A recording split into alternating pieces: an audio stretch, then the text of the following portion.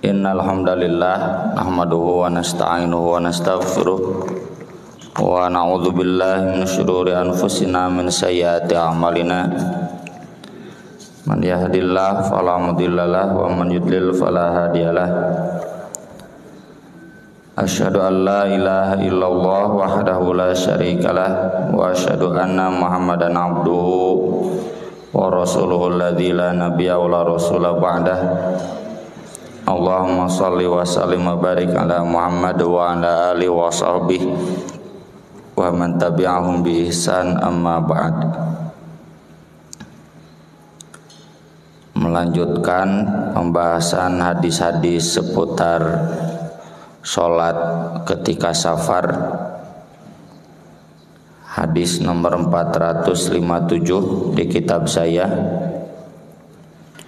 dari Anas bin Malik radhiyallahu anhu qala kana Rasulullah sallallahu alaihi wasallam idza kharaja masirata thalathata amyalin aw farasikha shalla rak'ataini. Anas bin Malik menjelaskan Rasulullah sallallahu alaihi wasallam apabila keluar menempuh perjalanan sejauh 3 mil atau 3 farsakh, beliau sholatnya 2 rakaat, maksudnya dikosor. 3 mil itu kurang lebih 5 kilo ya. Kalau 1 milnya 1,6, 3 mil 4,8, uleutkeun ulah 5 kilo. Kalau 1 farsakh itu 3 mil. Ya, kalau 3 farsakh berarti 15 kilo. Hadis ini pertanyaan dari jawaban dari pertanyaan kepada Anas, boleh tidak dari Kufah ke Basrah qashar salat? Maka kata Anas bin Malik, jangankan dari Kufah ke Basrah, Nabi itu keluar perjalanan sejauh 3 mil, beliau sudah qashar salat. Tapi yang dimaksud oleh Anas bin Malik, kalau sudah menempuh perjalanan 3 mil, bukan berarti safarnya sejauh 3 mil, sejauh 5 kilo, karena di zaman Nabi tidak ada safar sejauh 5 kilo. Jarak antara satu kampung ke kampung yang lain atau dari satu wilayah ke wilayah yang lain itu lebih dari 5 kilo. Dalam riwayat lain disebutkan, ini konteksnya ketika Nabi melakukan perjalanan dari Madinah ke Makkah. Ketika sudah menempuh perjalanan sejauh 5 km, Nabi sudah mengqashar salat. Jadi bukan 5 km itu batasan safarnya, tapi sesudah perjalanan 5 km menuju satu tempat yang dituju dalam safar, maka sudah boleh qashar salat. Contoh misalkan jemaah umroh yang mau berangkat umroh berkumpulnya di Masjid Agung Cimahi. Sudah bolehkah di Masjid Agung Cimahi atau di masjid di dieunya di Kota Baru Parahyangan, sudah bolehkah qashar salat? Jawabannya sudah. Itu sudah ala safarin, sudah sedang safar. Mun ngahaja-hajaah cenah moal salat di Cimareme di dieu dek di Kota Baru we ngarah di qashar. Itu mah nganiatan dosa ya, nganiatan mempermainkan syariat. Jadi pernyataan Anas, Nabi keluar baru 3 mil sudah qashar salat, maksudnya adalah sesudah melakukan safar meskipun jaraknya masih dekat tapi masih ala safarin. Atau pulangnya juga demikian, pulang haji itu, pulang umroh, titik kumpulnya di Masjid Kota Baru Parahyangan. Apakah masih ala safarin? Masih, selama belum sampai ke rumah. Cek colok dulu ke hadis nomor 464 ya, karena ini yang masih terkait dari Ibnu Abbas radhiyallahu anhuma. Ini disebutkannya sabda Rasulullah sallallahu alaihi wasallam tapi dhaif. Yang sahih itu pernyataan Ibnu Abbas. Hal yang sama disampaikan juga oleh Ibnu Umar. La taqsurus shalah fi aqalla min arba'ati burud. Jangan mengqashar salat kurang dari 4 barid. Min Makkah ila Usfan, dari Makkah ke Usfan. 1 barid itu 4 farsakh. Kalau 1 farsakh 5 kilo, 4 farsakh berarti 20 kilo. 4 barid berarti 80 kilo. Dicek di Google, di Makkah ke Usfan jaraknya kurang lebih 78 kilonya, 80 kiloan. Tapi ini pun bukan sabda Nabi, ini ijtihad sahabat. Termasuk yang tadi Anas bin Malik juga itu hakikatnya bukan sabda Nabi tapi ijtihad sahabat. Para ulama sepakat, kata Ibnul Qayyim Al-Jauziyah, tidak ada satupun hadis dari Nabi SAW yang langsung menjelaskan batasan safar. Karena memang safar itu jelas keneh teu dijelaskeun. Kaharti keneh teu diartikeun. Safar itu perjalanan jauh, zaman dulu teu kudu dijelaskeun. Paham mun dibatasi jadi lieur. Cuma kesininya seiring perkembangan zaman, nah banyak yang bertanya batasan, ini ijtihad sahabat.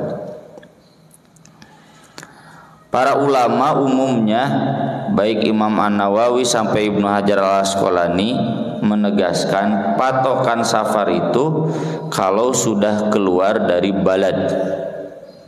Balad itu negeri, ya, tapi negerinya bukan negara. Negeri dalam konteks itu kan Makkah, Madinah, mun ayeuna mah kota. Jadi kalau Bapak sudah keluar dari wilayah daerah Bapak itu sudah kategori jauh, itu sudah termasuk safar. Di Cimareme ke Bandung sudah melintasi 2 kota itu. Kota Bandung Barat dan kota Cimahi sudah safar, silakan. Jaraknya juga sudah lebih, kalau ngukur hadis Anas sudah lebih dari 5 km. Yang kedua tentang batasan waktu. Kita baca dulu hadis-hadisnya. Yang pertama dari Anas bin Malik, kharajna ma'a Rasulillah sallallahu alaihi wasallam minal Madinah ila Makkah. Kami keluar bersama Rasulullah sallallahu alaihi wasallam dari Madinah ke Makkah. Jarak Madinah ke Makkah itu sama dengan Bandung Semarang, ya, 600 kiloan. Mun pakai jalan tol genep jam, ya. Saya pun pernah nyetir sendiri dari Bandung ke Semarang. Pas Argentina main yang Indonesia, tadi digurung suku Argentina weh yang lalaja. Berangkat dari sini jam 2 sampai sana jam 8, istirahat, sholat saja, buka saum karena saat itu hari Senin. Ya. Di kilometer mana lah, di Pekalongan, daerah Pekalongan. 6 jam. Sama dari Madinah ke Makkah juga jalannya, dari Arab mah jalan tol kabeh. Jalanna bararadag pakai jalan tol lagi teu mayar teu juga diurang bangga jalan tol anggar mayar di Arab mah nggak ada yang bayar jalan tol tuh 5 jam kalau istirahat 6 jam istirahat di rest area 6 jam asal tong nyimpang di Jeddah we tan nu ngalilakeun nyimpang di Jeddah. Fakana yusolli rakaataini beliau sholat 2 rakaat hatta roja'na ilal Madinah sampai pulang ke Madinah. Perjalanan Nabi dari Makkah ke Madinah zaman itu kurang lebih 12 hari.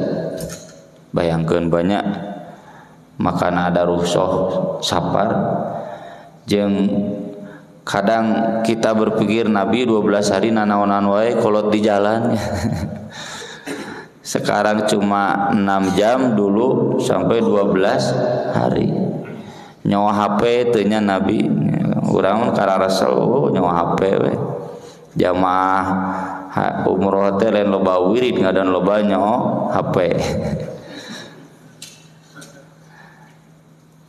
Kalau pulang pergi berarti 24 hari. Dan di Makkah Madinah biasanya Nabi antara 2 sampai 3 minggu. Lamun disebut 2 minggu nya berarti ya kurang lebih 40 hari perjalanan. Jika nu ibadah haji ayeuna 40 hari ngan lila dituna. Selama 40 hari itu Nabi qashar salat. Wa Ibnu Abbas radhiyallahu anhuma qala aqama an-nabi sallallahu alaihi wasallam 19 yauman yaqsur. Nabi tinggal di satu tempat safar selama 19 hari mengqashar salat. Dalam riwayat lain di Makkah. Jadi Nabi ketika ke Makkah, di Makkahnya tinggal selama 19 yauman 19 hari. Yang tadi perjalanan 24 tambah 19 ya kurang lebih 43 hari, 40 hari. Samalah jeung haji ayeuna jeung delay menjadi 42 hari. Dalam riwayat Abu Dawud sab'a asyrah 17, dalam riwayat lain khamsa asyrah. Dalam hadis Imran bin Husain 15 Famania asyrah 18, ya kurang lebih lah belasan hari. Dah baheula tuh can zaman tanggal nya juga ayeuna bisa dicek cirian tanggal, belum zaman kalender zaman itu.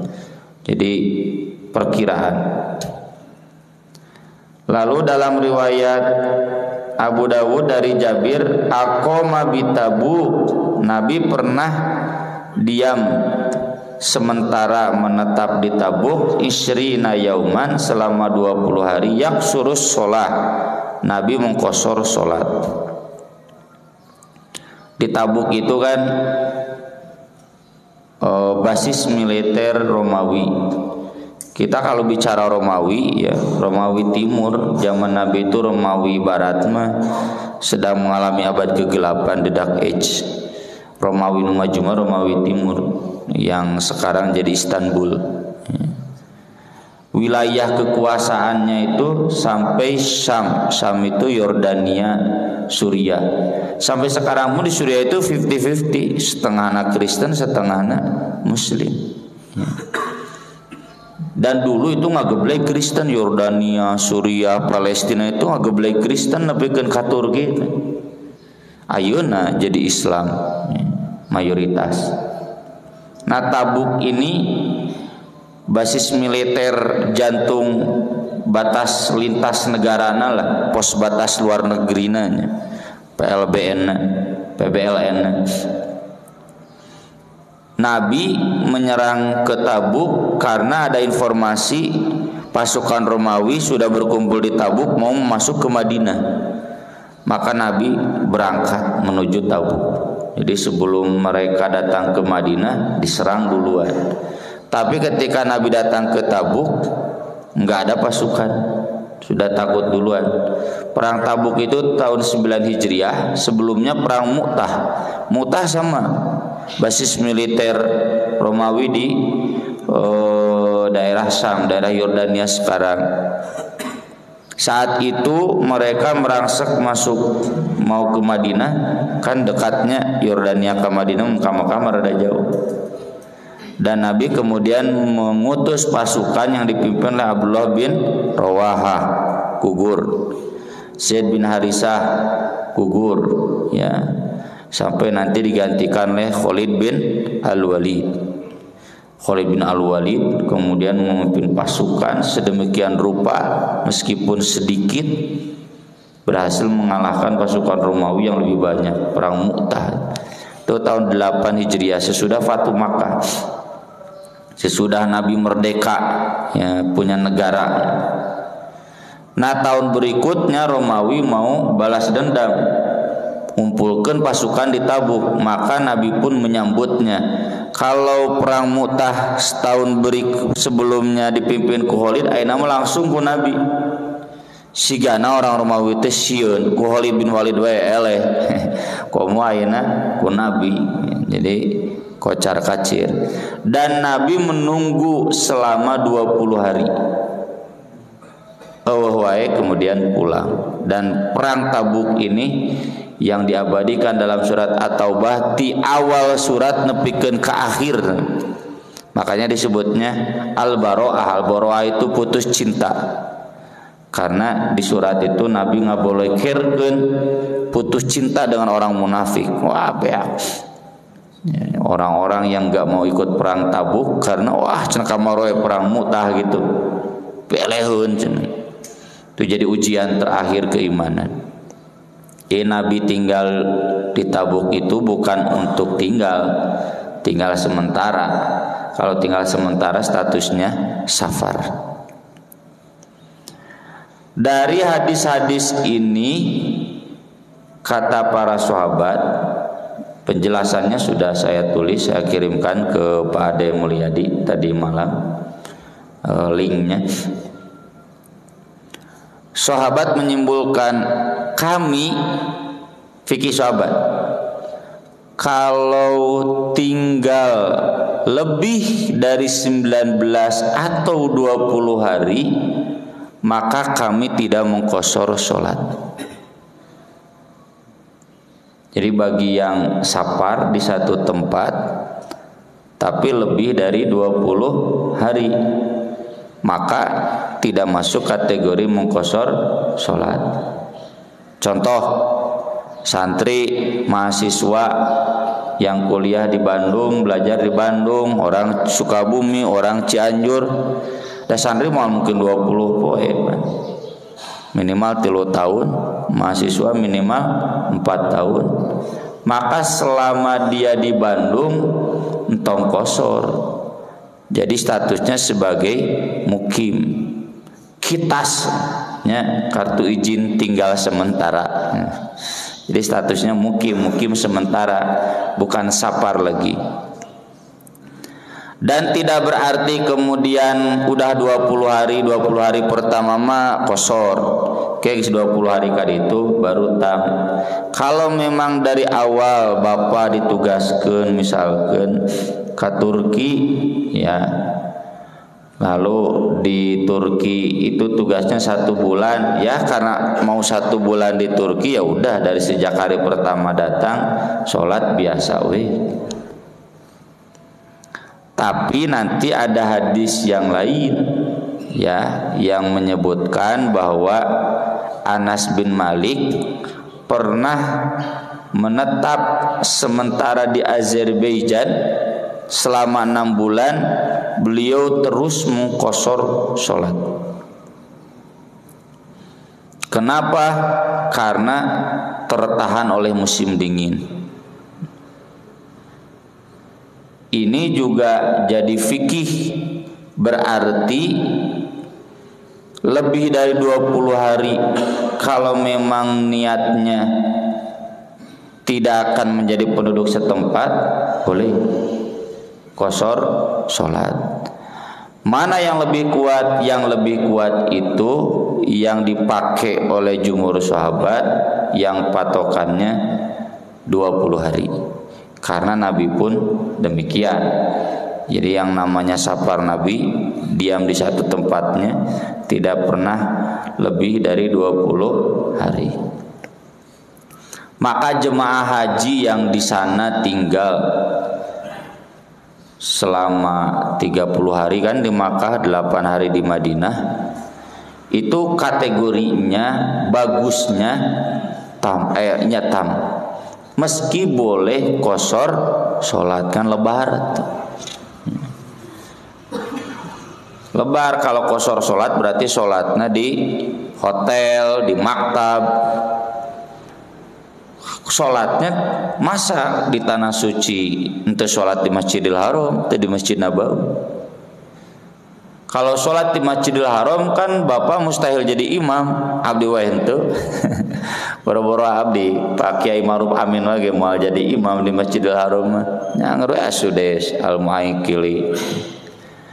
Dan karena imam setempatnya nggak mungkin qashar, kita yang sholat di Masjidil Haram, di Masjid Nabawi harus ikut yang mukim, jadi nggak mungkin qashar. Bagaimana dengan jamak? Hadis tentang jamak ini ada dua. Satu hadis Ibnu Umar, dua hadis Muadz. Tapi yang dituliskan oleh Imam Ibnu Hajar di sini hadis Muadz radhiyallahu anhu qala kharajna ma'an nabi sallallahu alaihi wasallam fi ghazwati Tabuk fakana yusalli dzuhra wal asra jami'an wal maghriba wal isya jami'an. Kami keluar bersama Nabi untuk perang Tabuk. Beliau sholat duhur asar di jamak dan maghrib isya di jamak. Tadi kan sudah dijelaskan Nabi tinggal di Tabuk selama 20 hari. Selama 20 hari itu berarti Nabi jamak qashar. Yang kedua hadis dari Ibnu Umar. Hadis dari Ibnu Umar itu menjelaskan Nabi idza jadda alaihi safar akharal maghriba ilal isya akharal zuhra ilal asri. Nabi apabila jadda itu sungguh-sungguh bergegas, alaihi sair atau safar dalam perjalanan, di buru-buru perjalanan, ya sedang dalam repot perjalanan, baru beliau mengakhirkan duhur ke asar, mengakhirkan maghrib ke isya. Komprominya kata Ibnu Hajar al-Asqalani berarti yang standarnya jama itu kalau sedang repot di perjalanan. Kalau tidak sedang repot maka sebaiknya tidak dijama, meskipun kalau dijama tidak jadi salah. Sehingga tadi jamaah haji lebih dari 20 hari kan, boleh diqashar sholat, boleh, tapi yang lebih baik tidak diqashar sholat. Atau bapak tong jamaah haji itu bapak ditugaskan misalkan ke Norwegia ya, aya karan Bo Parma abdi cenah usah ditugaskeun ka Finlandia. Nah naonan ka Finlandia ka Nokia sanes ieu ngecek mesin vaksin. Jadi itu selama 3 minggu kumaha nya ari 3 minggu mah sudah lebih pas nya 20 hari itu sebaiknya tam. Boleh qashar boleh. Dah hese dengan masjidna tuh di ditu mah. Tong borodi itu di Singapura wae ge cari masjid susah. Ya, berjauhan. Ya bawa adan nih, jadi teka panggih di mana yang masjid teh. Itu boleh. Tapi yang paling tepatnya lebih dari 20 hari itu tidak diqashar. Termasuk jamak. Jamak itu berapa hari pun kalau tidak repot di perjalanan sebaiknya tidak dijamak. Baru ketika repot di perjalanan silakan dijamak. Contohnya, Nabi selama ibadah haji dari mulai tanggal 8 sampai tanggal 13 dijamaknya cuma 2 kali. Ketika di Arafah duhur digeser ke asar, asar ditarik ke duhur. Dan ketika di Musdalifah maghrib digeser ke isya. Karena memang di Arafah ke Musdalifah terus ke Mina itu pergerakannya masif.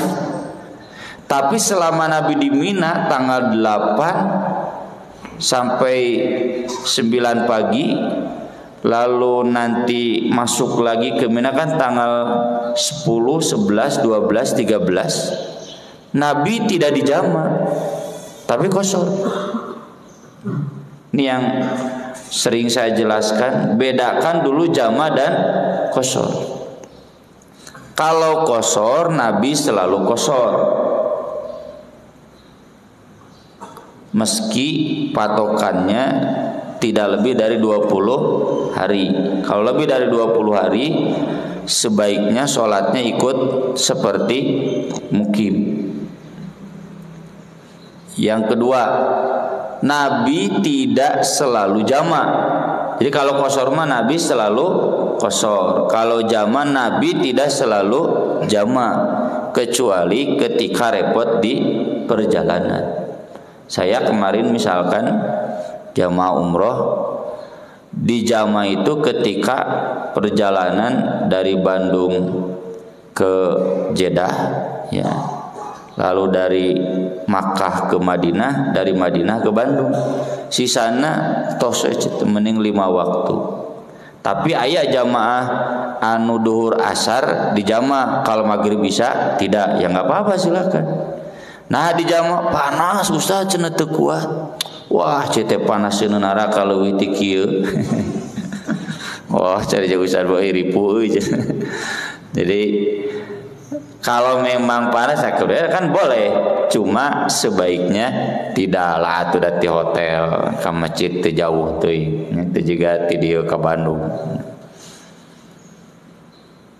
Kalau sekali lagi safar Nabi selalu qashar, Nabi selalu qashar.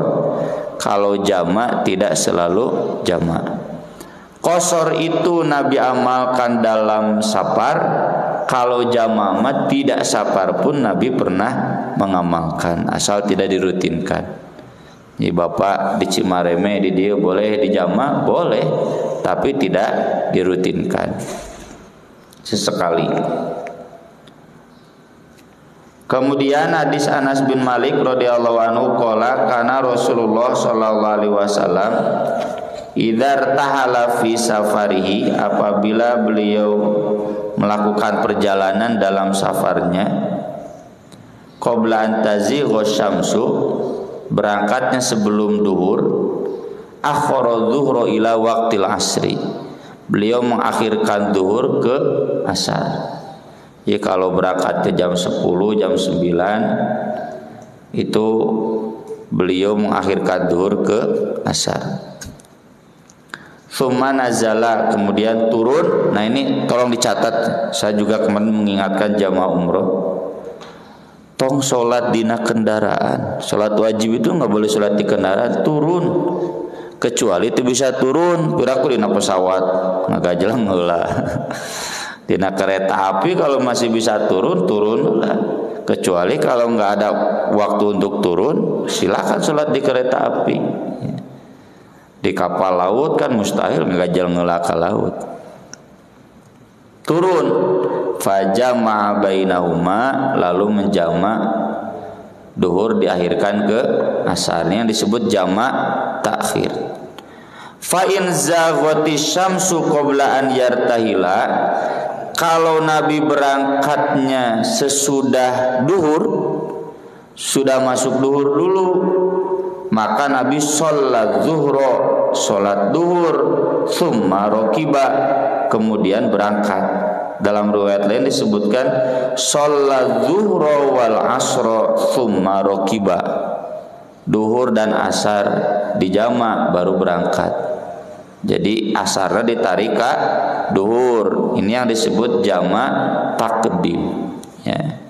Kayak kemarin saya dari Madinah ke Makkah ditarik isana ka maghrib karena prediksi datang ke Madinah jam 10 malam bisa ge capek hayang peureum langsung ya, terlebih malamna ponok rugi nu puasa hari tama hari subuh 4:30 kurang tibatan urang ai maghrib jam 7 adan isya 7:30 wah rugi bisa teu bisa balanya teu bisa kuliner lah ya, bulan Juli bulan Agustus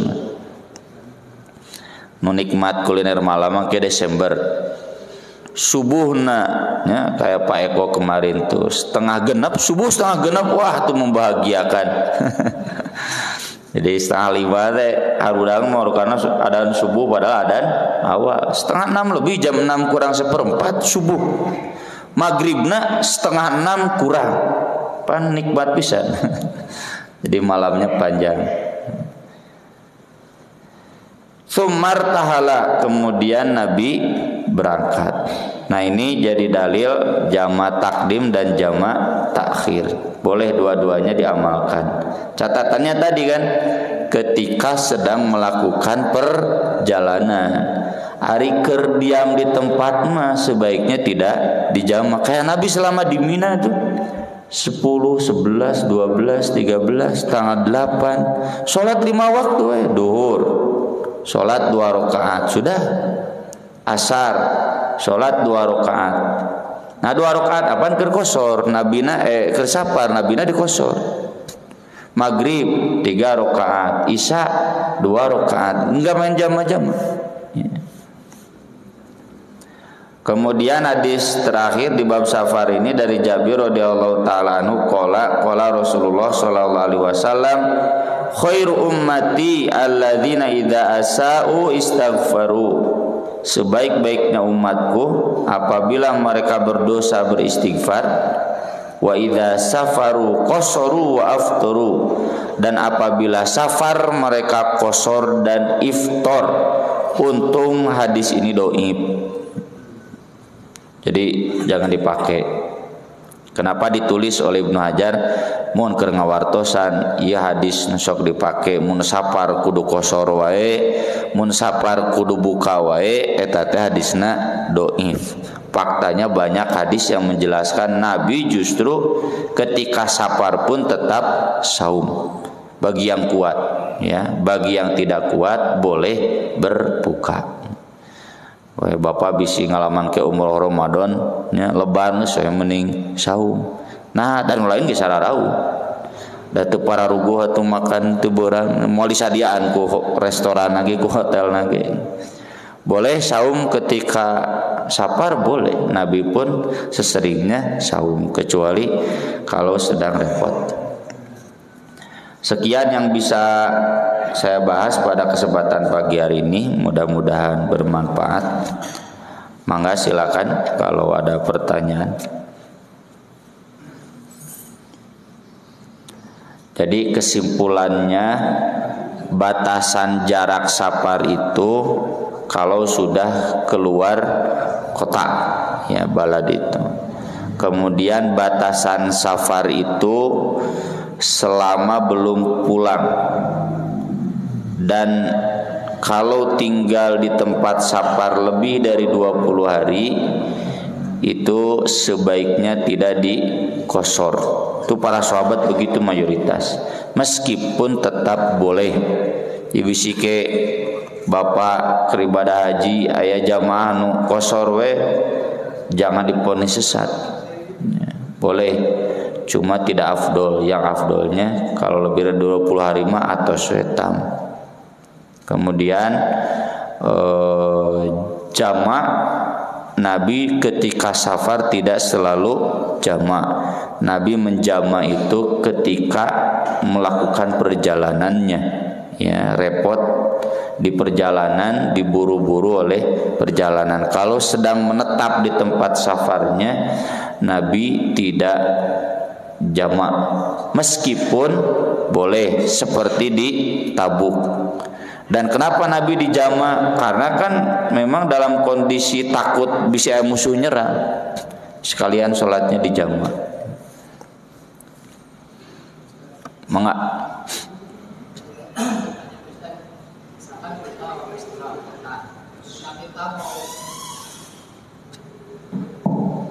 Ketika saya mau di luar kota itu mau pulang ke rumah, misalkan sholat zuhur tidak sempat di perjalanan, kemudian sholat asar mungkin bisa sampai di rumah.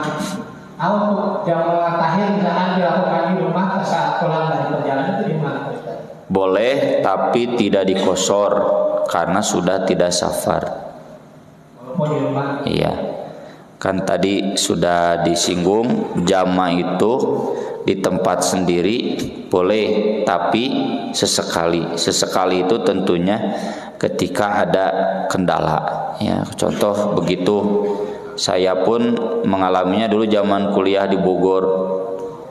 Jadi beres kuliah itu jam 4 sore. Mun ngadaguan maghrib lebar 2,5 jam. Ya. Kalau saya naik bus jam 4 itu busnya 4:30. Di Bogor ke Bandung mah teu aya istirahat kontrol unggul. Teu tarurun kan? Tarurun ka toilet unggul, enggak ada makan. Langsung ke Bandung deui. Datang ke Bandung itu paling cepat jam 8. Sesering nama jam 9, jam 10. Maka saya sholat maghribnya di jama takhir dengan sholat isya. Kenapa tidak di bus? Kan selama masih bisa turun harus turun. Nggak boleh sholat di atas kendaraan. Boleh sholat di atas kendaraan itu sholat sunat saja.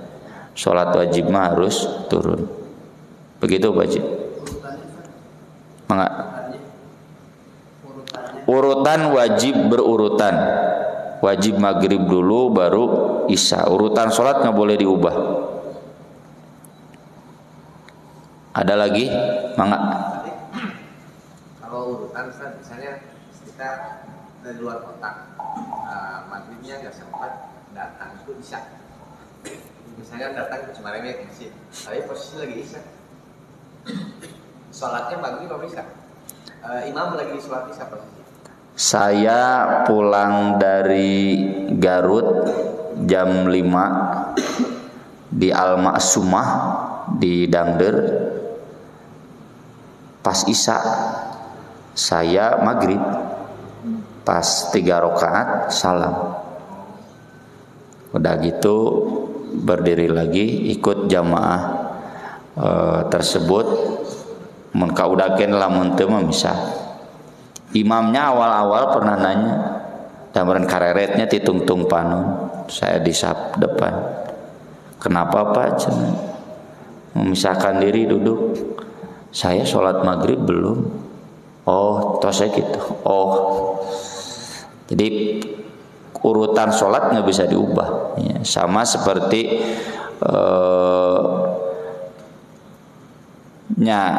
kalaupun isya atau maghrib dengan asar pun sama demikian. Seandainya sholat asar teu kabujeng kan, karena darurat dilaksanakannya di waktu maghrib, nyata tetap tong ngiring salam jeung imam maghrib, tambah lagi karena statusnya sholat asar, baru nanti sholat maghrib. Ada lagi? Mangga. Untuk safar ini, sholat qasar ini sunat atau enggak? Dijadikan sebagai sunat? Atau ini misalkan saya safar ke Jakarta di hari, nah di Jakarta ini saya ikut sholat berjamaah terus di masjid, imam nggak mungkin qasar gitu. Artinya kita ikut berjamaah, artinya kita juga yang safar nggak qasar. Gimana?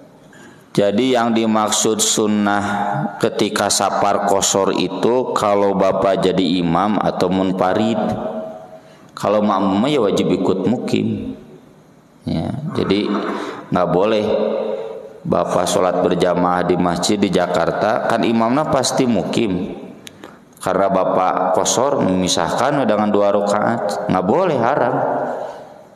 Yang safar itu harus ikut mukim. Tapi yang mukim tidak ikut yang safar. Nabi ketika di Makkah mengimami sholat berjamaah 2 rakaat.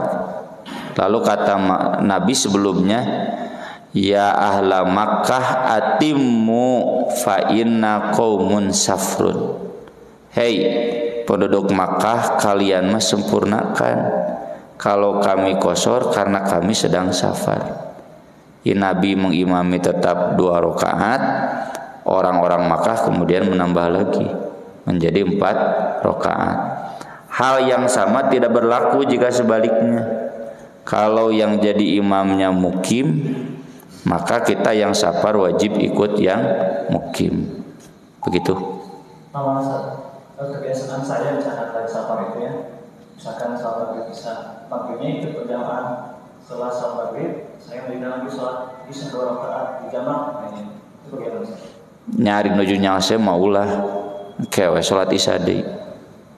Kecuali kalau sedang dalam perjalanan. Mangga. Perjalanan saya ke Cikarang hari Jumat. Pas Jumatan saya ikut Jumatan.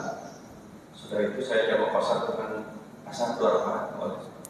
Bapak asarnya di mana? Cikarang. Masih di Cikarang. Bisa sholat asar? Mungkin bisa, mungkin tidak. Nah, kalau mungkin bisa, sebaiknya Jumat itu tidak dijama dengan asar. Tapi kalau memang dipastikan tidak bisa atau takut tidak keburu, maka boleh. Asal status Bapak sebagai makmum. Kalau sebagai imam itu inkonsisten. Kalau imam ya tidak ada Jumatan, ketika safar itu qashar. Nabi ketika ibadah haji tidak Jumatan, qashar. Jadi asa aneh aya Jumatan tapi kemudian dijama.